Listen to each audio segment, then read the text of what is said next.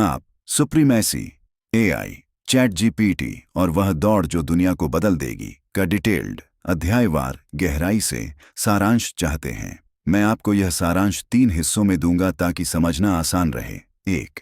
पृष्ठभूमि और शुरुआत, एआई की जड़ें, ओपन एआई और डीप माइंड की कहानी। 2. बीच का संघर्ष और राजनीति, माइक्रोसॉफ्ट, गूगल, निवेश नियंत्रण की दौड़। 3. नैतिक सवाल और भविष्य की चेतावनी, एजीआई, जोखिम, कानून, इंसान की भूमिका। डिटेल्ड हिंदी सारांश। 1. पृष्ठभूमि और शुरुआत। पारमी ओल्सन, किताब की शुरुआत एआई के इतिहास और मानव जैसी सोच वाली मशीन बनाने के सपने से करती है। DeepMind, Demis Hassabis, Shane Legg, Mustafa Suleyman. 2010 में लंदन में स्थापित। उद्देश्य था मानव जैसी बुद्धि वाली मशीन बनाना। OpenAI, Elon Musk, Sam Altman, Greg Brockman.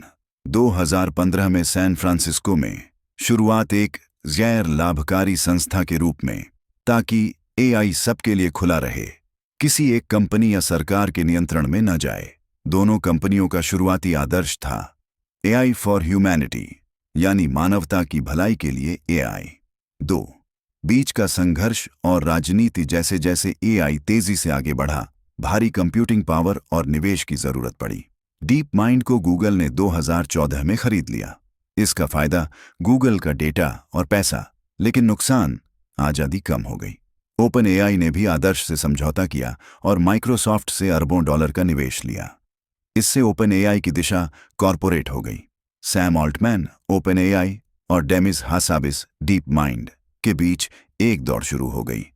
कौन पहले एजीआई, आर्टिफिशियल जनरल इंटेलिजेंस, बनाएगा?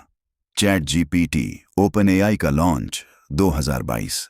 ये एक बड़ा मोड़ था। इससे एआई आम जनता तक पहुंचा और अचानक पूरी दुनिया की नजर ओपन एआई पर आ गई। गूगल और डीप माइंड ने भी जल्दी जल्दी अपने मॉडल बार्ड, जेमिनी लाने शुरू किए। किताब यह दिखाती है कि कैसे एआई की दौड़ अब विज्ञान से ज्यादा बिजनेस, पॉलिटिक्स और पावर पर केंद्रित हो गई। 3. नैतिक सवाल और भविष्य की चेतावनी। ओल्सन बताती हैं कि एआई अब केवल टेक्नोलॉजी नहीं रहा, बल्कि पावर का हथियार है। अगर एजीआई कभी सच में बन गया, तो वह किसी भी इंसान से ज्यादा तेज और शक्तिशाली हो सकता है, जिसका इस्तेमाल अच्छे या बुरे दोनों कामों में होगा।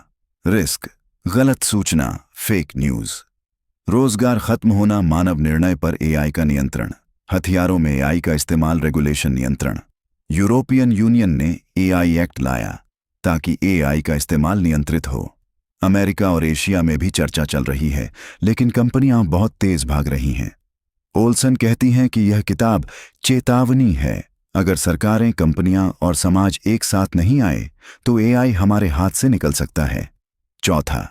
किताब की खास बातें। इसमें Sam Altman, Demis Hassabis, Elon Musk जैसे बड़े नामों के किस्से दिए गए हैं।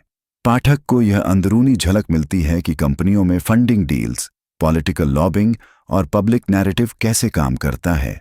यह किताब दिखाती है कि एआई की असली जंग सिर्फ टेक्नोलॉजी की नहीं, बल्कि प्रभुत्व, सुप्रीमेसी की है, यानी कौन दुनिया का सबसे ताकतवर बनता है। निष्कर्ष, यह किताब केवल एआई की तकनीकी प्रगति नहीं समझाती, बल्कि हमें यह सोचने पर मजबूर करती है कि क्या भविष्य इंसानों के हाथ में रहेगा या कॉरपोरेट कंपनियों के। क्या एजीआई सच में इंसान से ऊपर उठकर सुपर पावर बन सकता है? और सबसे अहम, क्या हम समय रहते इसे सही दिशा में ले पाएंगे? क्या आप चाहेंगे कि मैं आपको इसका चैप्टर वाइज ब्रेकडाउन, हर अध्याय का सारांश भी हिंदी में बनाकर दूं?